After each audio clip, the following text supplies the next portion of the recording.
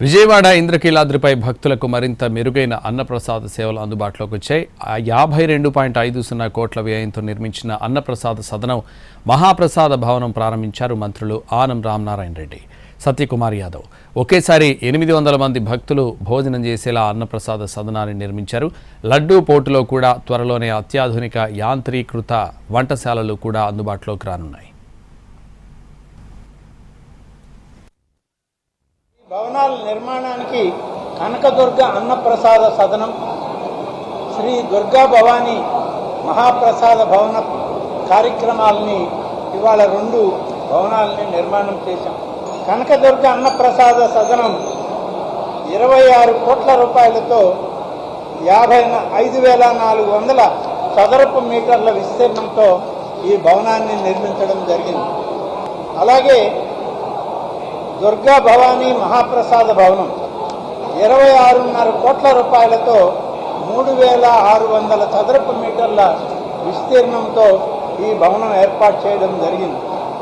మొత్తం మీద ఆలయానికి వచ్చేటువంటి భక్తులు ఒక్క దఫా 800 మంది ఒకేసారి భోజనం చేయడానికి అవకాశం ఉన్నటువంటి భవనాలు ఇవాళ రూపకల్పన చేశామని చెప్పి ఇంద్రకీలాద్రి కనకదుర్గ అమ్మవారి ఆలయానికి విచ్చేసే భక్తులకు మెరుగైన వసతులు సదుపాయాలు కల్పించేందుకు ఆలయ ట్రస్ట్ బోర్డు సిద్ధమైంది.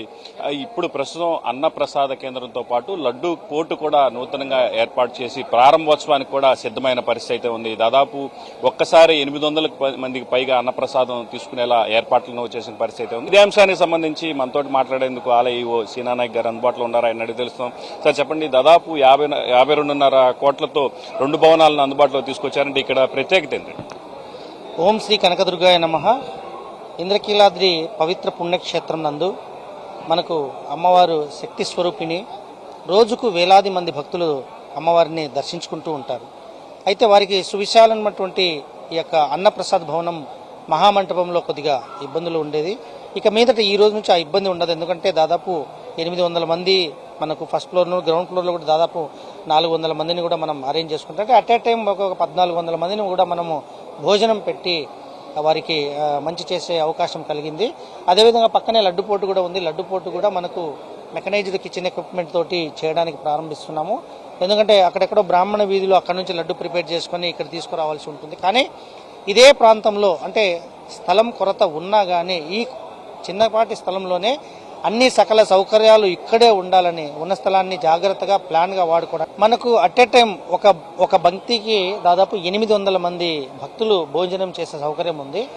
ఆ విధంగా మనకు పర్ డే అట్లీస్ట్ మనకు అరగంటకు ఒక బంతి అనుకున్నా కానీ మనం 10 గంటలు వేసుకున్నా కానీ దాదాపుగా 10,000 మందికి కూడా మనం భోజనం పెట్టే సౌకర్యం ఉంది. మనకు లడ్డుపోటు భవనం ఇంకా కొద్దిగా టైం పడుతుంది. ఇది లాంఛనంగా ప్రారంభిస్తున్నాం. మంచి రోజులు ఉన్నాయి. లాంఛనంగా ముందు అన్నప్రసాద భవనము, లడ్డు ప్రసాదం 2 ఒకే రోజు పెట్టుకున్నాము. ఇంకా దాంట్లో కొన్ని కార్యక్రమాలు ఉన్నాయి.